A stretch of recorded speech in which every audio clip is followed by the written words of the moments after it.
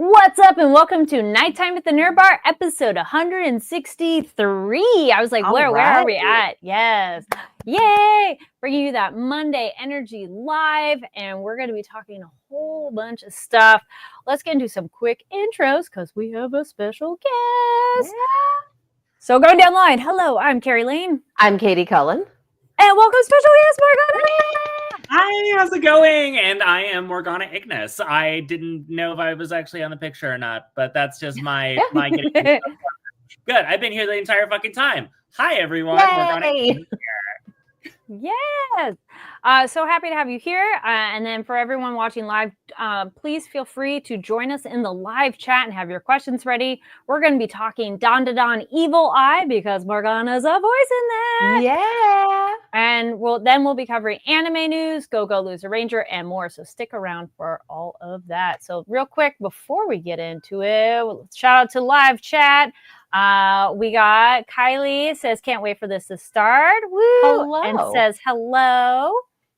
And Giga Derek patiently waiting. Yes, thank you for joining in live. Woohoo! All right, well, first let's get into it. So, Morgana, you're involved with Don Evil Eye. Please tell us, how did you get involved with this, and how familiar were you with the series or the manga prior to joining the project? So when I got this role, I screamed loudly enough that my roommates thought I got murdered in the household. I've been acting for years. I've been in a lot of projects, but I've been trying to break into anime for a long, long time. And luckily, Mami Okada, who is the casting director over at Bang Zoom, has been a fan of mine from other works of mine previously and had been looking for the right role for me for a while now. She's had me audition for different things. I actually auditioned for Don before and for different character in season 1. And you know, she's been trying to find the right fit for me. So she approached me with this role of Naki Kito. I was already very familiar with Don. I was even familiar with Naki because she's teased at the very end of season 1. But this was already an anime I fucking loved. It has that sort of weird, bizarre horror, sci-fi, comedy vibes that not only do I love, but most of my fans absolutely adore. So getting to audition for this at all was a huge honor. But getting to land such a weird, bizarre, deliciously disgusting, vile villain like Naki, somebody I could really, really indulge in, was such a thrill. So I'm very, very grateful for Bang Zoom bringing me into this and tossing me into this role, especially with such a who's who of immense talent that this dubcast is. Yeah, it's amazing. Waiting to get my break in anime for so long, it just happens to be an anime I absolutely love. Aw, that's awesome. aligning. Yes. Yeah, exactly. Yeah, just a perfect opportunity presenting itself at the right time, which I've had a lot of luck with in my career. Good. And the world premiere. Oh, go ahead. Oh, yeah.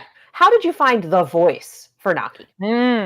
So luckily, so the main thing I was thinking about with Naki is that there are she is this gremlin-y old woman who runs this cult, this giant great serpent cult in her area. The thing I kept in mind is that, Barbara Goodson, who does an amazing job as Turbo Granny, she's one old woman character on the show. We have Carrie Walgren, who does, another old woman character on the show. So it's just okay, I have a lot of really tough grannies on this show who like that sort of air. So I tried to figure out something that I could do for her that would set her apart from a lot of the other tough old women on this show, especially other ones knowing the manga who are going to be coming up. And with Brandon Rogers, I did this character named Madame Marine, who's this very weird charlatan of a ghost hunter psychic. And Mommy had seen me play characters like her before in like comedy sketches. I'm actually about to jump back into this character later on. And she has this sort of voice and this sort of deep gravel to her. So everything, it's all right there. It's all really disgusting. The longer you do it, the more disgusting the voice gets.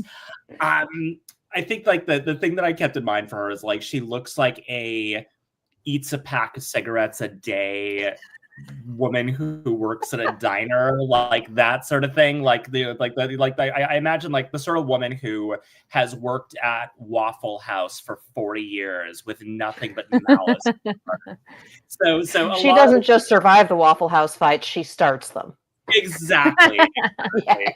She's somebody who absolutely works with, like the vibes of a waitress who has worked at like the shittiest diner for 40 years with nothing but hatred in her heart for every last customer who comes through those doors. But also she goes from the matronly vibes to talking about, getting Gene to help himself to snacks, but underneath that is the sinister nature to her. So we go darker in the voice and get a lot more gravelly and low with it. So she's a lot of fun to play with those layers. And Alex Von David, our director for these sessions, he was wonderful with constantly checking in on me because the voice sounds so painful to do. So he's constantly checking in. He's like, "Do you need anything? Do you need tea? Do you need do you need a break?" And I just tell him it's like, no, Alex.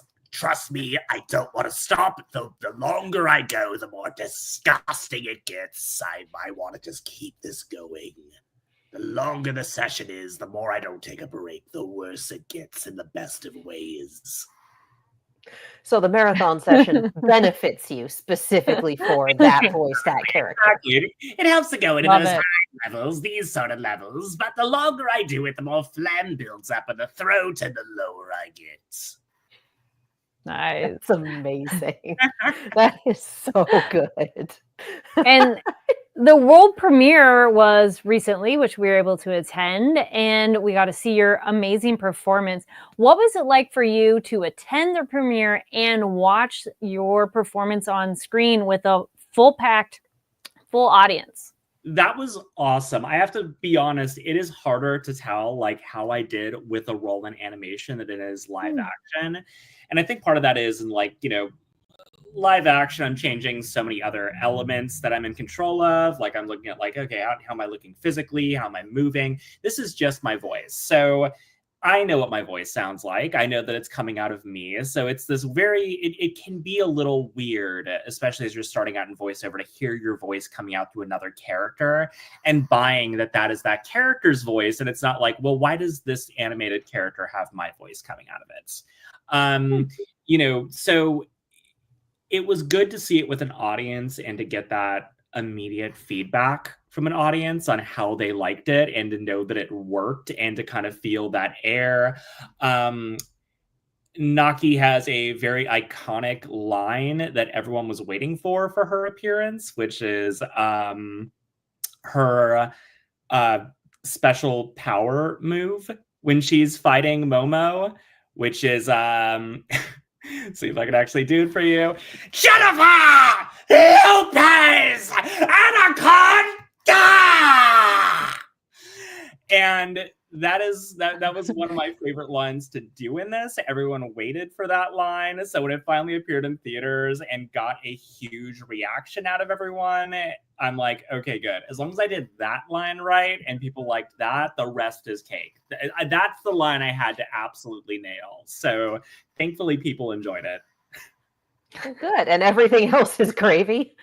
Everything else is gravy. That's the line I had to hit. And yeah, you get to play with so many fun creatures, essentially, too, with some of your recent voice acting.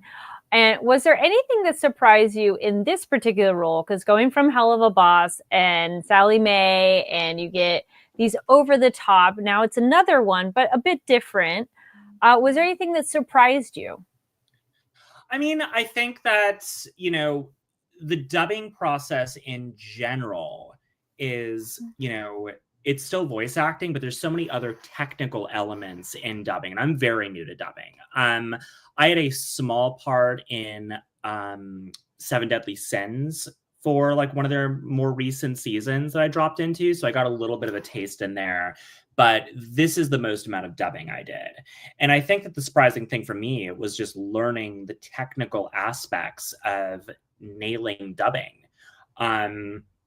Because, you know, it's not like on Hell of a Boss, you know, they animate to my voice. So when I'm playing Sally on the show, whatever I'm doing in the booth, that's for the animators to then go off of, and they're the ones who are animating according to my voice.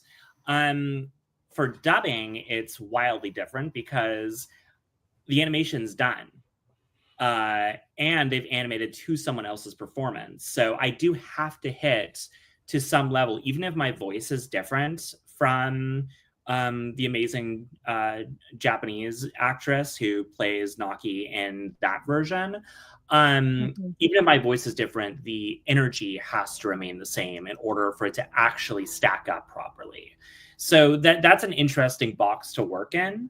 You end up discovering a lot of like creative ways of playing with it, but it does give you more of like these constraints to work within, where it's like, okay, you do have to hit this energy as well as these lines in order to sell this moment with the character. All right. Nice. You good over there? Yeah, I was like, well, unless Katie had one, I had another question next of. I was going to switch tacks. Yes, so if you please, have more Don questions, go. Oh, no, it's all right. Talk to us a little bit about Sally Mae.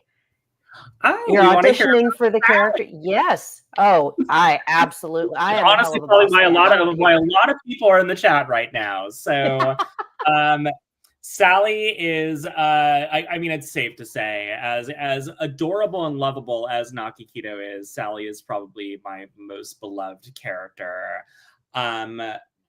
Sally Mae is a character in Hell of a Boss. She is the sister of Millie, who's one of our main characters from IMP. And she is a demonic imp cowgirl from the Wrath Ring.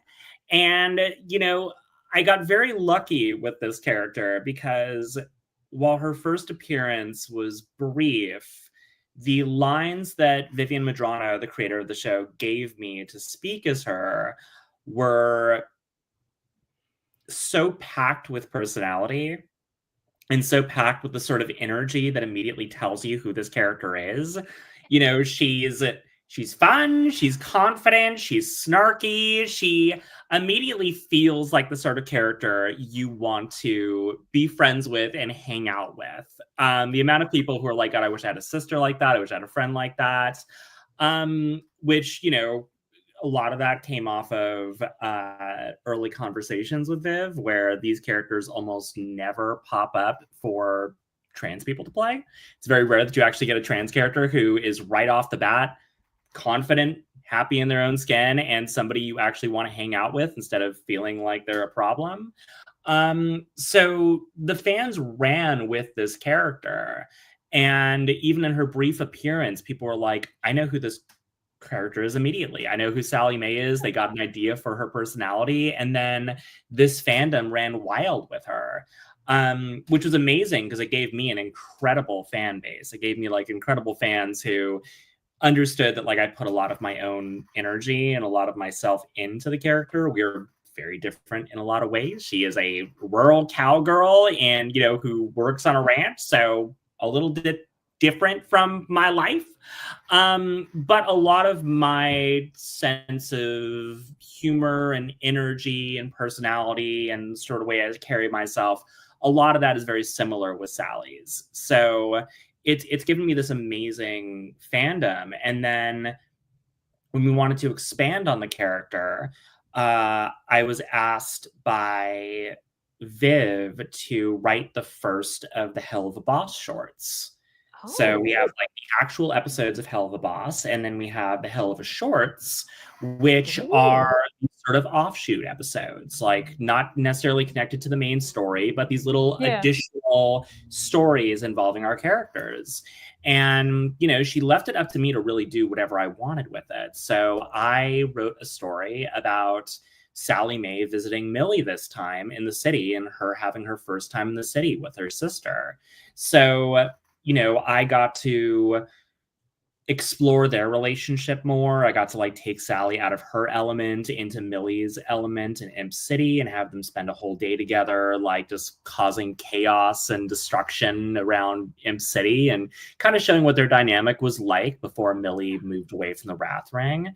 And then got to write this very, you know, character building, tender moment between the two of them at the end where they talked about, you know, what it takes to keep their relationship together and what it takes to like make sure to keep each other in each other's lives, and not realizing until they'd spent a day together how much they relied on each other and how much they missed the dynamic that they used to have. So I got to explore a lot of really special elements with both these characters, and it endeared the fans to Sally even more. I travel all over the country signing for Sally and hearing about how, you know, Sally has resonated with people not just because of her personality, but also because she's one of the few examples of trans representation in media, especially trans representation that's played by a trans person and written by a trans person. So, you know, she's a character that means a lot to people and certainly a lot to me. And I'm very honored that I get to play with this character. I'm also the head of merchandise and licensing for the studio, so I also get to make a lot of merchandise and stuff for this character. She actually has a shirt in Hot Topic right now as part of the Pride collection, so you can drop into any Hot Topic in the country right now and pick up a really badass Sally Mae shirt. So yeah, she's just a once-in-a-lifetime type character who I can't wait for fans to see more of. Well, fantastic. So saying that she's near and dear to your heart is an understatement. An understatement. Yeah, no, I'm going to be playing a lot of characters in my career, but Sally Mae is always going to have a very, very close, you know, very close place in my heart. Yeah. And Is yeah, there... I was going to suggest if anybody wants to see that collection, we're going to post it on social media. And what was it like to get that opportunity to do that kind of a campaign and also be, you know, not just behind the scenes of getting things going, because you also posted about that of like, you know, ooh, stuff coming, but to get to have your face and you be part of it too. So it's you're with the branding. I think that this is a really wonderful thing I got to do with Hot Topic. Hot Topic have been great partners for us throughout, like, you know, all of the Helliverse and getting our shows out there.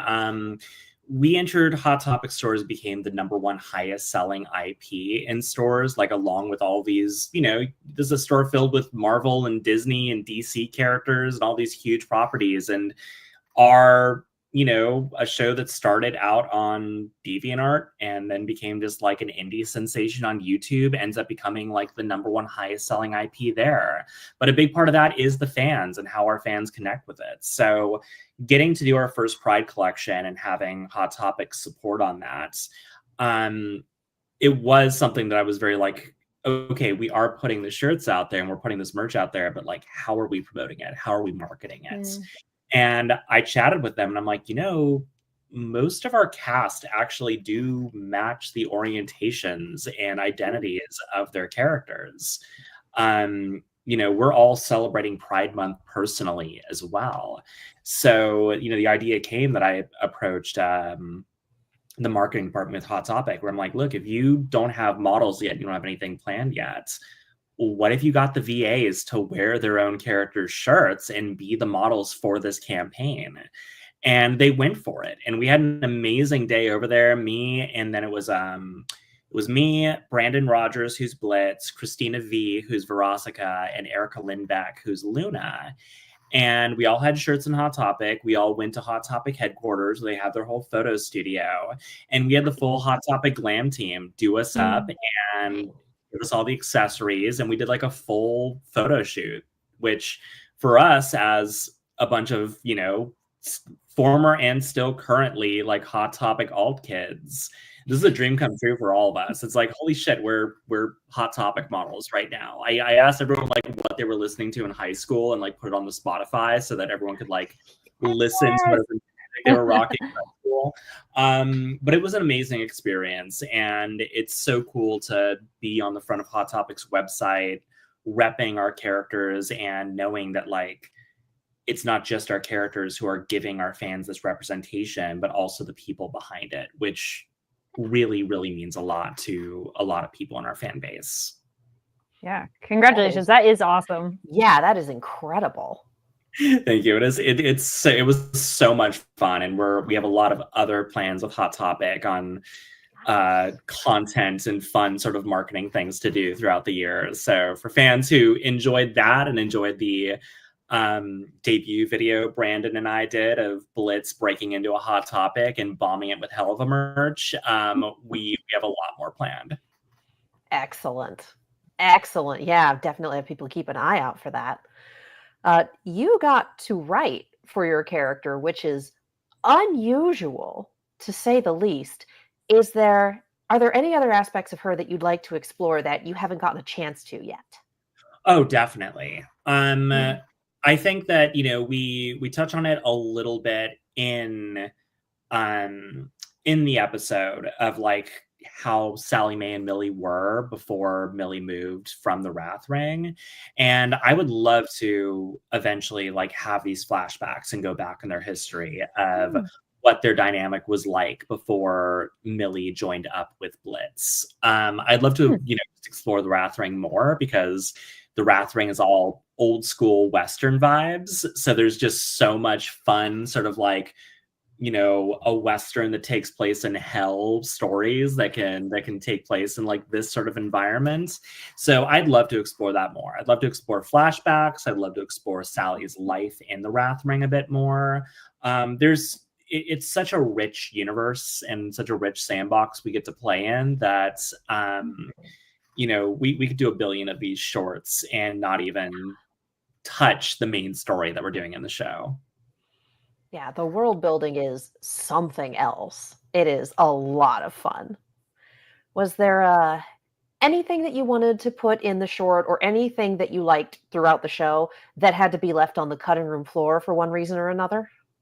I think the main thing is that, we had a certain budget with all the shorts. So I kept it tight with 2 characters. So it was just like, that meant 2 VAs in the show. So opportunities to fuck with other characters in the show. I had some ideas initially of just like characters that Millie and Sally Mae might fuck with in the short, but it just came down to, it would be too hard for scheduling, time limits, budget, everything else to bring more voices into it. So unfortunately, we didn't get to do that this time with them interacting with many other characters. We do get to see them destroy poor Wally Wackford's arcade in the shorts. The poor dude cannot catch a break.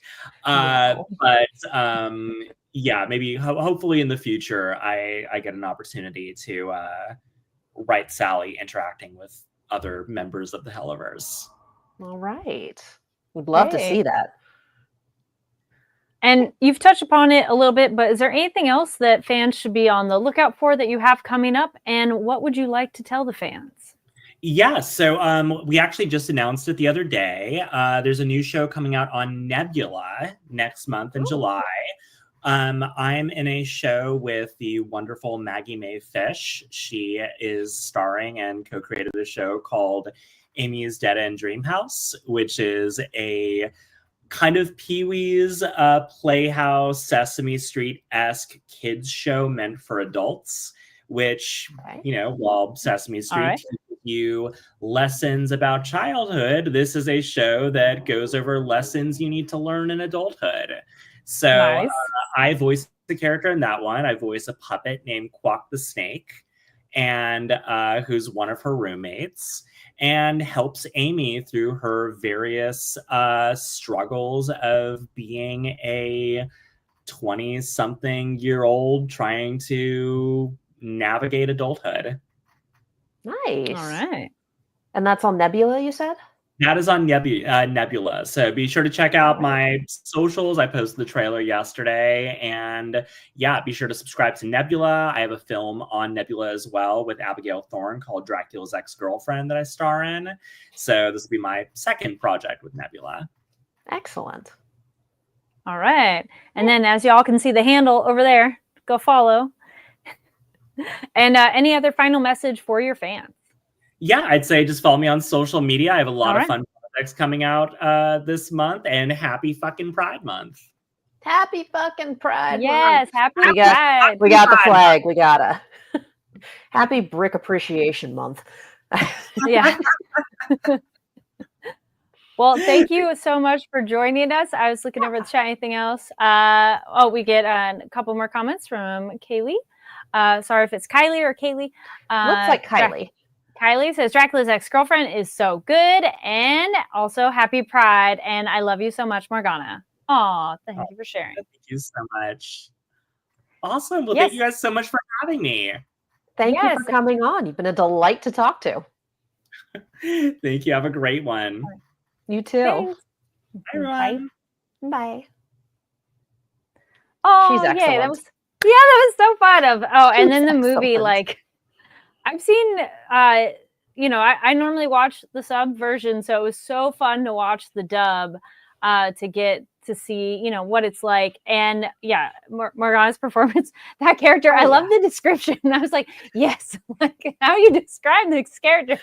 It's like eats 2 packs of cigarettes a day. I'm just going to keep that in my back pocket because, oh my God, amazing. Yes. So thank you very much to Morgana for joining us. That was so fun talking about Don and Hell of a Boss and more. All right, so let's get into things we are excited about. So this would be our update on news information. Stick around. We still have Go Go Loser Ranger and more, so we'll let you know down here. So kicking it off. Go Go Loser Ranger is very much speaking of appreciation. Yeah. But we have so much news tonight, you guys. There is so much. Everyone's very excited. A lot of it's Anime Expo ramp up. A lot of it is July events ramp up. Like we mentioned this last week, the Toei Animation One Piece and LA Dodgers collaboration. And we have more news on that. Toei Animation to commemorate Dodgers One Piece Night on July 3rd with One Piece card game limited edition card. Ticket holder giveaway features one-of-a-kind character art drawn by creator Eiichiro Oda to celebrate this special occasion and will be distributed at Dodger Stadium on game night while supplies last. And we have the art, and as always, it is beautiful. So we get to see a preview of this card, and I think it's time to pull up that lower third. We will post I was like, these. I don't think we did that yet. So boom, on the Twitter and on the Blue Sky at NTATNB. That is the handle. That is what we use, and we will put that up. This is absolutely beautiful art. As a reminder, One Piece Night is on July 3rd. So if you're in town for Anime Expo, hit the con and then hit the game. One Piece Night at Dodger Stadium will include a variety of One Piece activations in and around the stadium on July 3rd, as well as the giveaway of One Piece co-branded straw hats to the first 40,000 ticketed fans in attendance that night. Following the game, One Piece Night will conclude with a special drone show featuring fan favorite characters from the series. So the hat, the card, the experience, and you get to watch a baseball game, which again, one of those things that's really fun to do live and in person with other people. Yes. So if you're a One Piece fan, if you are a baseball fan, if you want to go see this, if you're in town for Anime Expo and you're like, hey, what's going on? What can I do? One Piece Night at Dodger Stadium. Sounds like a blast. Yes. Also, I love that it's 40,000 people, which at that stadium is maybe not that many, but that sounds like a lot of people to get your chance to get that merch. So I'm like, yes. Oh, yeah. I mean, you arrive early and you're good to go. Yep. And you can I'm pretty sure you can get there via public transportation. And you can get the con via public transportation. So you don't have to drive. I'm pretty sure you can get there via the metro. I could be wrong. I haven't gone there via the metro, but I feel like it's close. Continuing on with news from Toei Animation. Toei Animation launches Eterna Animation, a new brand dedicated to original in-house productions. So this sounds awesome. Debut title Foxing Kitsunetsuki to be unveiled as a work in progress at Annecy International Animation Film Festival 2025. Ooh, If it's dropping nice. at Annecy, it's a big deal. Oh yeah. Like it truly, truly is. Toei Animation proudly announces the launch of a new original animation brand, Eterna Animation, in anticipation of the studio's 70th anniversary in 2026. Wow. The announcement. Words. We're having a good time tonight. The announcement follows a milestone moment for Toei Animation. Its short film Magic Candies, based on the original picture book by Hayana Bike, was nominated for the 97th Academy Awards in the Best Animated Short Film category, further cementing the studio's global reputation for excellence in animated storytelling and artistic achievement. About Eterna Animation, the brand's promise: we create free and unforgettable animation that stays in your heart. The brand seeks to deliver new stories, spotlight new voices, and explore expressive new forms of animation with artistic freedom and lasting emotional impact. And Foxing Kitsunetsuki, directed by Takeru Shinozuka in his commercial directorial debut with a targeted release in 2026. The story explores universal themes such as isolation, fantasy, and the confrontation of the self in contemporary society. It poetically and visually depicts the protagonist's emotional transformation as she journeys towards personal liberation. Guys, this all sounds amazing. This really does. So keep an eye out for Eterna Animation and Foxing Kitsunetsuki at Annecy this year. All Dang. right. An Annecy drop is something else. Pivoting to manga. Naruto the Gallery Berlin exhibit. Tokyo Pop is thrilled to announce it will be hosting the first European destination for the worldwide tour of Naruto the Gallery. This blockbuster exhibition, which features 7 meticulously curated galleries that trace the epic journey of Naruto and Sasuke, will open in Berlin, Germany on August 27th, 2025, and run until November 24th, 2025. Tickets are now available for pre-order at www.myticket.de. So check that out. It's always very fun to see an exhibit like this in person. We were fortunate enough to see the Junji Ito one. Was that last year or a few years ago at Anime Expo? Yeah, it was a few years ago now, but that was awesome. Comic-Con. Comic-Con, yes. It was a few years ago. Yeah. What year is it? So seeing these sorts of things in person is always just an excellent experience. Being able to appreciate the detail of the art, it just highly recommended. So if you are in Germany, Naruto the exhibit is coming to you. Grab those tickets. And speaking of more new things, I know there's a better segue than that, but there's a lot of announcements about brand new things popping up. Manga Mavericks Books announces July release of first 3 manga titles. Manga Mavericks LLC, a new manga publisher serving North America, has announced the print and digital debut of its first 3 titles. These releases launch July 16th, so in a month and a week, very soon, with print editions now available exclusively for pre-order from the Manga Mavericks Books website. Digital editions will also be available from Amazon, Google Play, iBooks, Kobo, and Nook. So basically anywhere you can get your digital books. So we have 3. We have Bonds, we have Alternative Self-Linear Note, and we have Zigoku's Foreman. And again, all of these are available at store.mangamavericks, MAVERICKS.com.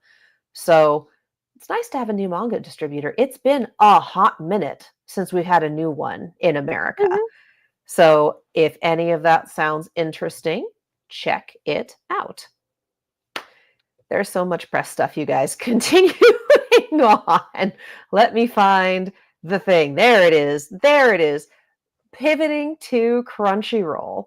As always, Crunchyroll has been kind enough to send us a reminder for what is coming available in June 2025. My Hero Academia Season 7, Part 1, and more. So we're going to do this by date. June 3rd, we get Log Horizon Seasons 1 and 2 and Destruction of the Round Table, all on Blu-ray. June 17th is My My Hero Academia Season 1 Blu-ray DVD combo. And on June 24th, we get One Piece Season 14 Voyage 5, which is episodes 941 to 952. And the Osan Newbie adventurer, trained to death by the most powerful party, became invincible. I love these light novel titles. I truly do. They're so fun. So those will be available on the Crunchyroll store. Log Horizon will be available already because that date has passed. You can most likely still pre-order My Hero Academia, One Piece, and a very long light novel title that I'm not repeating again. It's all available on the Crunchyroll store. Look for those June releases. And finally, on my end, before I pass the baton over to you, Night of the Living Cat has a new trailer. The new trailer for Night of the Living Cat, the NYAIGHT of the Living Cat, reveals opening and ending theme artists and new cast premiering July 6th on Crunchyroll. So for those who don't remember the little bit that we talked about it earlier, it's another really fun press release. I love this so much. Night of the Living Cat has released a new trailer and key art, and it is not kitten around. The all-new post-apocalyptic comedy series from animation studio OLM, led by renowned executive director Takashi Miike, will officially begin streaming on Crunchyroll starting on July 6th, with new episodes streaming every Sunday in North America, Central America, South America, Europe, Africa, Oceania, the Middle East, CIS, Indian subcontinent, Southeast Asia, South Korea, Hong Kong, and Macau. Sony Pictures Entertainment will be distributing in Asia and Japan. So basically, it is a Sunday anime. And for those of you, anime fans can look forward to a special early screening of episode 1 at Anime Expo in LA on July 3rd on the Crunchyroll stage on the JW Marriott. So I'm going to mark that on my calendar. That I am very excited for this. And also, Night of the Living Cat has been announced as an official selection of this year's Fantasia International Film Festival, held in Montreal, Canada, from July 16th through August 3rd. Revealed in the festival's second wave lineup announcement, episodes 3 and 4 of Night of the Living Cat will make their world premiere before streaming on Crunchyroll and broadcasting in Japan. More details on the festival will be available at the beginning of July. So this is one that just looks fun. This is one where there's a play going around where if you touch a cat, you turn into a cat. So what will you do? Mars meets Earth Productions. Hello. I feel this is a new username. Yes, This is so cool. Hello. Thank you. Yes, I'm also looking forward to Night of the Living Cat. Oh, I watched the trailer the other day, and I'm like, oh my goodness. Yes. I guess my first question to me, Crunchyroll. Only is which I'm like, well, you got to watch it to find out, is how much are you still you when you're a cat, or is it like zombies? Because it does do it like zombies that you're gone. So I'm like, that's a good question. That is a good question. So I'm like, I don't know. Are they still like themselves as a cat, or if we're going in the realm of zombies? Nope. Are they just cats? Yeah. Also, I want to quickly look over the live chat. We do have Untitled on Purpose gives a wave. Hello. Yay. And Luciana, I feel this is also a new username here, says, good evening. Hello. Good evening. Welcome to the show. Yes. And if you're watching later, and that's awesome. And if you're watching quietly, also awesome. We're happy to have you here. We love our lurkers very much. Yes. I would be putting it over my heart if my mic weren't there. It's just dunk. And passing the press release baton over to you. Yes, I'm just moving my tabs. There we go. All right, first up, quick news. We've covered this before. So this is new. What specific on? Oh, okay, because this is words and things. What year is it? So the Studio Ghibli Fest 2025 continues, because we've covered it before when they kind of do it at the end of the year and it like leads into October. So this is going to be celebrating the 15th anniversary of Secret World of Arrietty. So I'm like, 15 years already? What? Again, what year is it? Arrietty Secret World is going to be a Fathom Entertainment event for 3 nights only. And let's see if there's dates. Here we go. Very soon. This is the end of this month. So it will be Sunday, June 22nd Monday, June 23rd, and Tuesday, June 24th. And that will be a mix of the English language dub and the Japanese language with subs. And check your local theaters or online ticketing site for specific showtimes. But yeah, end of June to catch Secret World of Ariete back in theaters. So awesome. We were talking about how it's always fun to do things like live and in person with other people. Yes. Anime in theaters is definitely that. Wear a mask if you are so inclined. I definitely still wear a mask when I go out to places with many a human in attendance. So yeah, do the thing. It's a good time. All right. And then we have... Yes, okay. So this is news from Crunchyroll. Crunchyroll kicks off Gachiakuta World Takeover with they have a new trailer, and they have a global premiere schedule and more. So this is going to be a new shonen series, and it is coming out July 6th. And so that's coming up real soon, around that Anime Expo time. I feel a lot of them drop around that time, which is fun. But that's summer, and I don't know. I also feel like it's anime time. Let's go. I mean, I think it's also around the beginning of the summer season. Yes, so I think Anime Expo is very well situated to be and we have the premiere, and we have the trailer, and we have the makes sense. Okay, and I believe Gachiakuta is going to be at Anime Expo. I think I saw it in somewhere.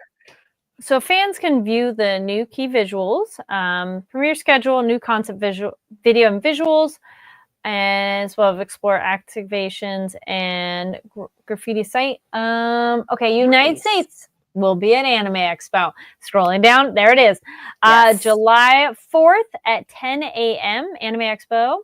So in addition to the 2-episode premiere, there will be a special panel featuring Kei Urana and Hideyoshi Andio. Sorry if I'm saying anybody's names wrong. Alongside producer Naoki Amano, fans can experience the immersive themed installation on the show floor, featuring storytelling zones and more. Ooh, fun! Love that. So there's stuff that you can check out online on their YouTube. I was like, let me just... Where does this take you to? Yep, we will... It's based with their own name there. I'm like, Well, obviously you can find more information via Crunchyroll. We'll share links on that too. And you can check out the immersive part at Anime Expo. Yeah. Leave a comment, let us know. Are you going to be at Anime Expo? Because we're going to be at Anime Expo. We are. If you see us, say hi. You're like, hello. We like to see people. Yes. All right. So, and then reminder on the links thing. I'm like, where is it? There we go. NTATMP, go check it out. Also, quick obvious thing, but here, if you're on Fanversations channel watching, make sure you're subscribed, give the video a thumbs up, and check out Fanversation on other social media platforms as well. All right, continuing with news and more Anime Expo. There are more, excuse me, scrolling down to it. Yes, Bandai Namco has announced the newest guest joining Gundam Rising in Los Angeles, Mobile Suit Gundam. How did you say it again? G-Quacks. G-Quacks. Yes. Love it. G-Quacks. Special event. So doing a special event. It'll be taking place at the Peacock Theater on July 3rd at 11:30 a.m. So the special guests will be Simba Tsuchiya, the voice of Shuti Ito, Shinji Kawada, voice of Chalia Bull, and Yuki Shin, the voice of Char Anzable. Attendees will also receive exclusive giveaways, including a shopper bag, a special illustration postcard, there are 3 types, Gundam card game promotional card, Gunplay Trial Kit RX-78-2 Gundam, and a Gundam headband. That's awesome. We love giveaways at Anime Expo. I love that they're just giving everyone a Gunpla model. Like, we know you love it. We know it's like, we got the series, we got the card game, we got the Gunpla. Yes. Like, if you are any aspect of Gundam fan, you're eating well at this panel. Also, there'll be more Mobile Suit Gundam G-Quacks at Anime Expo, including autograph session, special guests, a booth exhibit at the Bandai Namco Group area, and also ahead, in case you are planning to do other travel, Bandai Namco Filmworks will attend Japan Expo 2025 in Paris with a special movie screening, joint signing session with the Evangelion series, and more. Dang. So yes. And then one reminder, we kind of said it, but the big screening event will be Thursday, July 3rd at 11:30, plus a talk and performance segment at 1 o'clock at the Peacock Theater. Nice. So I would think at that point you would see the screening and then just stay in your seat for the rest of it. Yeah, I think so too. Yeah. So mark your calendar for AX. Are you all planning, getting out your schedules? I'm like, yes, ours too. I'm like, all right, what's up next? And the thing. It's like, all right, let's go. Yes. And over onto Crunchyroll news for Anime Expo. It is a news of upcoming series. Let's Play and more set to stream on Crunchyroll. First look with special premiere Anime Expo. So that is a game-themed webcomic will premiere Anime Expo. Otherworldly Munchkin, let's speedrun the dungeon with only 1 HP. A new comedic isekai series with otherworldly swag at the Crunchyroll booth. Oh, we love swag. Oh, yeah. So, yeah, Crunchyroll, their industry panel will be on July 5th, and they are going to have announcements and first looks, including world premiere preview of Sentenced to be a Hero, an action-packed dark fantasy where death is no escape, and so much more. Ooh. Damn. July 3rd, Crunchyroll Stage is going to take over the Platinum Ballroom at the JW Marriott, and it's game on with the world premiere of Let's Play. The premiere goes multiplayer as creator Leanne M. Kurik and director Daiki Tomiyasu chat about the bleeps and bloops behind the gaming-inspired series. Okay. I'm like, I feel this is a reference. I'm like, sure. There'll be a premiere of Rise of the Shield Hero Season 4. And the Japanese voice actor of Naofumi and the producer are going to go behind the scenes of the new season. Also, solo camping for everyone. Pitch a tent for the special premiere of Solo Camping for 2 with a couple of the voice actors from that as well. And there's a lot more of early first looks. And okay. Here we go. Friday, July 4th, trade hot dogs and fireworks and go deeper with the Crunchyroll Anime Year nominees. Go beyond the journey with a special panel on Freerun Beyond Journey's End. Nice. Find out what's next for the fan favorite series. Love it. All right. And Apothecary Diaries is going to have a thing. I'll just do a couple more real quick. Dr. Stone is going to have stuff on July 5th. My Dress Up Darling Season 2 on Sunday. Also, Kaiju number 8 will have a panel and so much more. So go check out Crunchyroll online for all the details of such. Just a little sample of what they have going on for Anime Expo. And thank you for listening all so much. Crunchyroll always has a very stacked lineup. Yes. All right. So now at this point, I would say it is time to get into our other show because thank you for sticking around for all that because there was so much that happened. So much. This is, oh my God.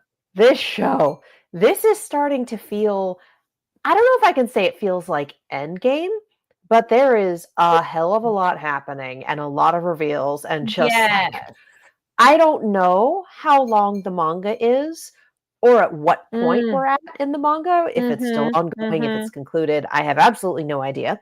And please no manga spoilers. Yeah, no spoilers. But oh my gosh, this episode has been absolutely insane. Soylent Everything is people. Which I think I need to start rearranging my conspiracy board because oh my God. No, wait. What? So yes, the dragon gods. This is what's insane to me is that the monsters are man-made, but the gods are real. For some reason, that is just not sticking in my brain correctly. And like, that's a me thing, But I think it's one of those, all right, we're so focused on the Sentai of it all and the this and the that it's like, wait, no, you manufactured monsters for some reason. And I'm fully willing to blame it on Jurassic Park. You were so excited as to whether or not you could that you didn't ask whether you should mentality. But then, like, we knew that the gods were real and some people could use their powers, and we needed to be able to use their powers and assign them to anyone. So we just like it was a select them all. Yes, except one. Except one. And we cloned her, I guess, and are keeping the clones in tubes. What in the actual hell? I think she kind of looks like Yumiko. Our Yellow Ranger girl, that I'm like, it kind of looks like her. It's the same person. He's just calling her by a different name. Okay, so like, but is she a clone? I think she's the real one. Okay. I think she's like, Dai knew her by a different name, knew what her previous name was, something. And yeah, it's just, oh my God. Which explains why, like, Yellow knows what her whole deal is. It's just, oh yeah, no, she, heckin' yikes. Oh my God. Well, so yeah, the fact that Dee straight up asked if the divine artifact was a person, and Yellow just didn't answer that. Like, how many times have I sat here and said that the divine artifacts look like bone and muscle and sinew? That they look like they came from part of a living thing. That's so messed up. And they would just grow more of them. I love it. Yeah. Well, and this is that they're in their twisted ways, they're still smart because they're like, well, we can't get rid of all of them. We still need to keep one alive, so we can keep making clones of that one. So we also end with Yumiko getting ready to get rid of all of them because she's like, which would make more sense of her, like, screw everyone if she is the patient zero of, like, she is the original and they're just making copies of her or doing other stuff to her, who knows. And maybe that's why they don't mess with her that much, because she's the source. Well, she's one of the sources. Like, well, he said they got rid of all of them except one, so would that be her? Yeah, he used all of them up. Yes. And the fact that Peltrola pointed out, like, oh, there was a survivor. So it seems to me that the divine artifacts are people. Were made from people. And the replica ones are most likely made from the clones of her. And that's why Yellow's like, yeah, there's no way those other divine artifacts are real, because, like, I know how they're made. I made them. I also find it very interesting that we introduced the concept of this Dragon Keeper Sentai series, and that it predates the monster invasion, the Dragon Keepers themselves, because we have this conversation from him last episode, going 20 years ago when I was in middle school watching the show, and calling the current Red Keeper, a pale imitation, a terrible copy. And so, like, did they just decide to make the show real? Why did we make monsters? Like, why is life imitating art? Why are we forcing life to imitate art? And also, why would you make monsters if you had absolutely no idea how to keep things in check? Oh my God. Well, because the Yellow Ranger just has the, like, well, we wanted to make it so everybody had access, but I'm like, I don't feel that's a good enough motivator to make monsters and, like, mess up everything. So I feel there's more there. He wanted to make it so that everyone had access to the Dragon God's divine powers. Yeah, which is why he used, the people. But then, why would you make humans into monsters in the first place? Yes, do the boss monsters remember being human? Yes. Because, boy, that would explain the vendetta if that's the case. Where the hell did the fighters come from then? Yes, I was wondering that. Monsters made those, from what we know. It's just, and where did the floating fortress come from? That too. there's a lot of, when you pull this twist that Soylent monsters are people, when you actually back it up with turning two people into monsters that have already existed, backing up that like, oh, this is a replicable process. This is something you can continue to do. Like, that brings into question all of the other elements around the monsters. Why couldn't they be killed? Why are the dragon powers their only, like, actual weakness? Why, again, where did the floating fortress come from? Why are they invading? What is the I have so many more questions, and Yellow's just going to be a little shit about it. Well, we also have Magatia said something about being immortal too, which we were like, that might also have been the other thing I'm questioning is like, was that the same Magatia? Like, did the consciousness come back when the human turned into him, or was he just talking out his ass? I think when he did the double dose and was more of a full transform, I think yes, a little bit, because he seemed like, oh fuck, okay, this is the problem of being immortal. And yes, how? Ooh, I don't know. But I'm honestly not sure if it is that consciousness. Yeah, unclear though. If he is just like bullshitting wildly. Because who knows? Very true. Which, so now we might not need to put Yellow Ranger up there as being just as fucked up as Red Ranger. Honestly, I will kill my cadets, no big, and I don't care about anybody. Peace out. Yep. Okay. He won the Fall Guys level, and then he made it so no one else could. I'm like, yeah that feels like a Fall Guys level, all right. And the fact that it was straight up like a Fall Guys level with the moving platforms and the moving balls and the bright colors and the literal crown at the end. Like, this is Fall Guys. That's just what this is.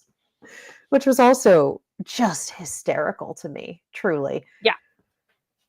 Yeah. Oh my god. Is it sad the only ranger where I'm like, I vaguely trust this one is Chidori, and that's only because they spent so long humanizing him. And I'm sure he's also turbo fucked like everyone else. Like, man. Yep, that's valid. Yeah, we get our really creepy. Oh, and it's interesting. I'm curious why with our Juji and Yukio, why when they do the serum they're different versus the other people who were all exactly the same. Well, all exactly the same because they all had the same potion thing landed on them. But because it was they said in earlier episodes that like, no, this is the new version. This is the upgraded one. So why bother making people into the super wonky ones? Why not make them kaiju foot soldiers? Yeah. Open the gates, release them onto the world, cause chaos. We win. Good night, everybody. Yeah, valid. Okay. That is the idea. That is, or at least that's, no, like, I buy that. A bunch of people who thought they were going to change the world. We're going to turn them all into kaiju and set them loose. And that's been the conversation. Yeah. Like, do we really think even when we have, it mentioned how there was an article and it never got released and pointing out monsters are people. I feel the people probably wouldn't believe it unless they saw it. They'd be like, okay, yeah, sure, whatever. You know? I think you would get enough people and enough of a continued investigation for that sort of thing, especially if you had a solid evidence trail. So that's what I'm wondering is that, like, okay, she was evidently an investigative reporter and they went after her. Like, okay, so it's one of those things where it's like, oh god damn it, we humanized them at the last minute. So they're right, but they're wrong. Like, all right, cool, guys. I don't know if it's humanizing, but I kind of was liking Tokita, our Harlequin face Red Ranger. I love that he just keeps getting hit in the face when he's around. Don't die yet. It's really funny. And he just like, you again. Yeah. Like, excellent. A+. Also, this is the second time in a week that D has been expelled from school. What? He got kicked out of the illusion. Yes, he did. They're like, and you're out. Also, that's kind of why I thought it was Magatia, because Magatia consciousness or essence or even like fractional piece knows who D is and is like, no, get out. But I feel the regular human Juji is maybe like, they know that fighters are functionally immortal anyway, unless taken out by a divine weapon. So, yeah. Yeah. So I don't know. That made me feel like he was a little different than just some rando person who changed. Uncertain. Unclear. Yeah. A lot of it is like they're giving us so much information, and then so much is still the one more time. Hold on. What? You know, like explain that to me. What? Run that by me again with subtitles. Yeah. Then also speaking of Red Rangers, how much are we worried for Yumiko with Red Ranger popping up there at the end and blasting off Dai. The fact that she herself actually looks worried is like, okay, yeah. Because she never looks worried. No. Never. Like, she'll mouth off to him when they're in their little, like, 5-person meeting, like, meal meetings, and she's just being a shit. Like, she doesn't care. And Yellow's just kind of like, nah, she's mine, whatever. Does anyone else know that she is the source of, do we know? Do we get uncertain? Yeah. Once again, uncertain. I think Red knows a lot more than he's letting on. Yes. But no, I am not at all surprised to see her be nervous with him around a restored divine artifact and just completely obliterating Dai. Yeah. And it's like, oh, okay, he lived up to his name. He died. Damn. Because, she was ready to terminate all of the clones. Yeah. And he just rolled up like, sup. Yep. And I assume he doesn't want it because then that's how they can keep remaking things. So. Yeah. Man, everything happens so hecking much. Yes. But Soylent everything is people. Just everything is people in this show. What the hecky? I was gonna say those are all my notes of the big things that went down. You mentioned the brick throwback. I did love D fighting, and the person's like, "Wait, are you helping us?" And he's like, "Shut up!"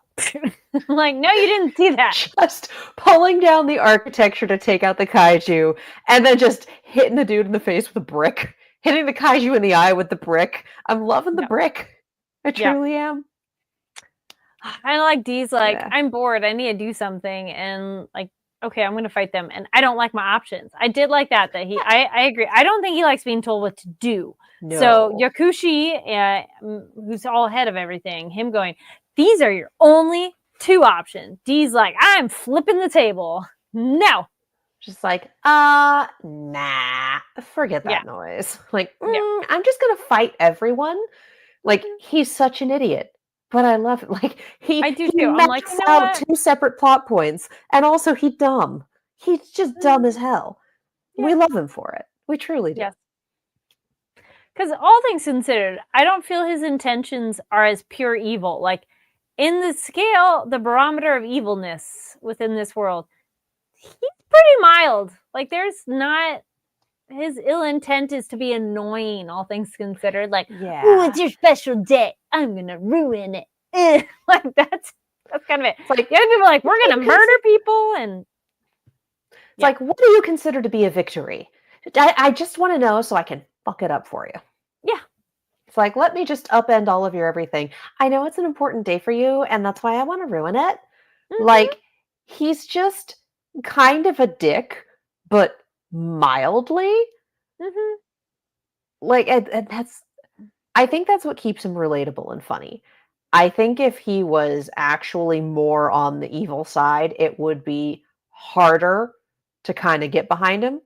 But the fact that he's very much like, no, I'm doing my own thing. No, I'm going to dismantle all of this. We see that his power fantasies are to rule the world so that he can be rich and famous and take his friends to fancy dinners. We see that he tells everyone that, no, I'm going to kill the Rangers. I'm going to do this. And then the second he starts caring about people, it just upends him. Yep. Like, he's in a fight with Angel at the end. He's not having a great time, but it's just like, you know what? Whatever. Done. Forget it. Yep. Oh, we did not talk at all about, very briefly, Sakurama and Hisui being in the same little room there, and not much going on, but she's like, "Are you?" And he's like, "No." No. No way. It's like, oh, of course not. Yeah. And So, then pointing out that, like, oh, you're the one that XX was talking about. And the fact that the entire episode is titled after the two of them, like, I think we're going to get a little more time in the cell to talk. I think so. Yes. Hopefully it will be a reprieve from just monsters. The information drip. They just tore the faucet off, and it's been insane. There has been so much these past 2 episodes that it might be nice to just kind of sit back and have 2 people talking, missing all of the action, and just like, no, I could stand for a breather. I'm here for it. I like them both. Let's go. Yeah. No, totally. All right. Let us know your thoughts on the episode. Leave a comment down below. Go Loser Ranger, the current episode. And now we'll get into some other recommendations of stuff you should check out. Speaking of dysfunctional, I started Department Q. It's on Netflix. It's a thriller series. It is one of those that I hope it ends well, but it starts off really fun. And it's pretty much a asshole cop who ends up getting his own department to solve cold cases to make the police department look good. This is set in the UK, and so you get fun accents all around because we get Scottish accents and London accents, and so fun to hearing them all talk. Or at least from an American perspective. You're like, okay. Because they make fun of each other too. So that's what's entertaining, is they're kind of like, they'll make jokes too about like where they're from. One of the lead guys, he was the lead vampire in Discovery of Witches. I'm blanking on his name right now, but he's playing this disgruntled, grumpy cop, and it's so fun seeing him be grumpy because he's just, it's like D. You're like, oh, you're an ass, but I kind of like you though, and so it's really this mishmash. Terrible. This is fun. Yes, and then like, let's give him the most wholesome co-helper people, and so they're like the foil of the opposite. So it's entertaining. About 3 episodes in out of 9, but it is one of those I'm like, but when we get the, you know how it's like thriller mystery shows, it's the, how do we get like the end? And it really makes or break it. But so far so good. So it's called Department Q. It's on Netflix, not sponsored. And then based on Katie's recommendation, I did check out Murderbot on Apple Plus. Also not sponsored, but Apple Plus. Hey, hit us up. Or any of streaming services. Murderbot is so fun. It is such an excellent show. It is hilarious. It is so good. If you all, Katie has talked about it, so go watch previous episodes because she talks about the book. But I would say my initial thoughts is it is sci-fi and with so much humor too, and very relatable energy. It really is. Murderbot does not want to be at work at all. And it's like, yeah, no, I also want to just lie around and watch the media all day. Just coming Which from... I love what he watches. I need to know what you think about Sanctuary Moon. Because I think it looks so fun. We don't ever get descriptions of stuff in Sanctuary Moon. Like, he'll talk about watching episodes, or he'll talk about, the time when this happened, or the bit in the most recent episode with this episode with this and this and this. It wasn't this, it was that. Like, that's in the books. Okay. But actually getting to see bits of Sanctuary Moon, the first time we saw it, I was on the damn floor. It's incredible. I love that it is the soapiest, cheesiest soap ever. And I love their casting choices. So funny. And then when we get the kind of hallucination experience in it, So good. Like the wigs and the hair. Everything is just so funny. That bit was not in the books. Oh, and okay. oh my god, like again, this whole season has been adapting the first book, which is about 130 pages long. Oh, okay. It's not huge. So for, I want to say it's 9 or 10 episodes, they have to put some other stuff in there. So there have been a few changes, they've edited a few things, they've added a few things. But the other fun thing is the books are all told from first person point of view. It's all Murderbot recounting events as they happen or afterwards. So I saw someone point out, yeah, it's entirely possible that book Murderbot really did have this hallucinatory fantasy about Sanctuary Moon and just didn't include it in his recap because he's embarrassed. Like, yes, I love that. Yeah, that's canon. A+, no notes. So yes, this the show is amazing. Definitely watch it. And if you don't have an Apple TV Plus subscription, wait until all of the show drops and then do that 30-day trial so you can watch the whole thing. There you go. Seriously, watch Murderbot. I was also just thinking too, with that is, one, if you get the Apple Plus, also go watch Ted Lasso. Amazing show. Very different vibes, but feel good. Yeah. I love Skarsgård in this role too, because thinking about now, we go from him being the sexiest vampire on True Blood, also this hottie on Tarzan, and now he is like the most socially awkward, essentially autistic person, and it's so funny for him, and I think he does a great job because he's just so uncomfortable all the time. He's just like, I don't like eye contact, I don't want to interact. Someone pointed out that Skarsgård was in Zoolander. At the beginning, he's one of the models at the gas station. And they're like, yeah, he has comedic chops. It's like, oh my God, you're right. I forgot about that. Yes. But yeah, he's been in comedies before. He knows what he's doing on that front. And you forget about that because he keeps getting cast as sexy brooding characters. And then he's cast as Murderbot. And it's just like, he's really good at this. Which I like how they play with his sexiness too, of the awkward other lady, and then like that lady is definitely not in the books. So all of her everything, that incredibly awkward monologue where she's obviously having trouble. It's just like, all right, I'm not sure how I feel about you, and then by the end of the episode, it's, I don't trust you, but I think you're hilarious. Yes. Oh no, sus AF. Oh my gosh. Oh, yeah, 100%. I was like, 100%. It's like, no, I don't trust you. No, I don't think you are who you say you are. No, I think it's, again, having read the books, I'm like, I'm pretty sure it's this thing from the books, but like, let's find out. Well, then also real quick, since I had texted you about it, but letting our viewers know, what do you think of the casting choices for the rest of the cast members? Amazing. Honestly, Skarsgård was the only one that I was worried about because again, there's not a lot of description as to what Murderbot specifically looks like, as opposed aside from mostly human, some machine. There's definitely change. He only has skin on some parts, so him being fully skinned in this is different, but like I can also see wanting to cut down on the CGI budget a little bit, like fair. Yeah. They're usually, most people consider Murderbot that sec units would look like people of color because commentary about capitalism, using people, and like the books have a lot of commentary on capitalism and the unbelievable nightmare that is the corporation Rim. Right. So it's like you take this character who was built to be subservient. There is an extra layer of commentary to be had, and instead you make him a sexy white guy. And then Skarsgård just blew it out of the park. Like, knocked it out of the park, blew it out of the water. Unbelievably good job. And we're all like, oh no, we're good.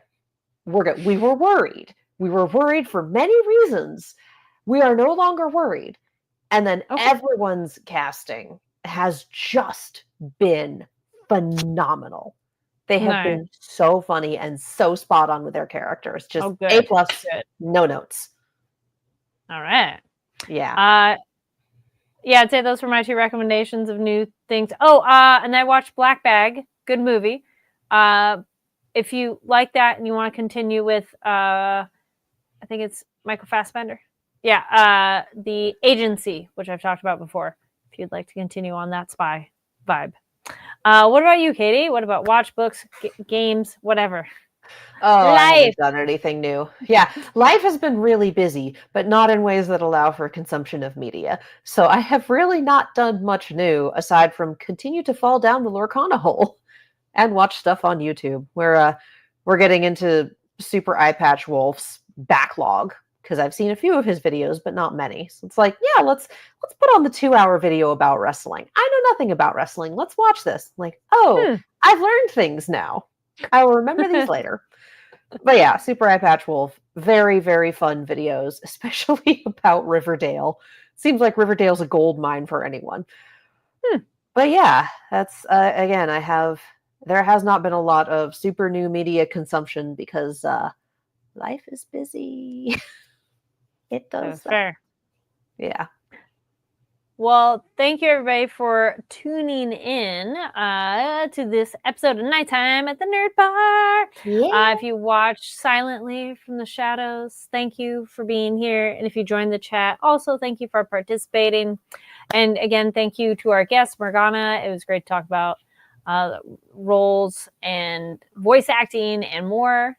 And the news in the beginning, which thanks for sticking around through all of that, everybody. Yeah. And there it is. Don't forget to follow NTATNB.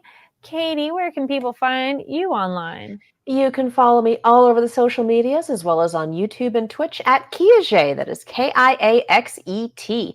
I am also on a horror themed channel called Silver Screams, where my roommate and I do horror stuff. Spooky. Y'all can find me. Y'all can find me online at Carrie D Lane. That's KARIDLANE. And here on Fanversation's website, or the YouTube channel, you can see and more listen to interview with the voice actors as well as the director for Don Da Don Evil Eye. And you can check out our photo montage from the premiere on the Fanversation Instagram as well as our own personal social media. We tagged it through all that so you can watch on any of those platforms. So be sure to follow Fanversation here on YouTube and across social media. So thank you so much for tuning in, and we'll see you next time. Happy Pride. Stay safe out there. Yes. Yeah. Bye.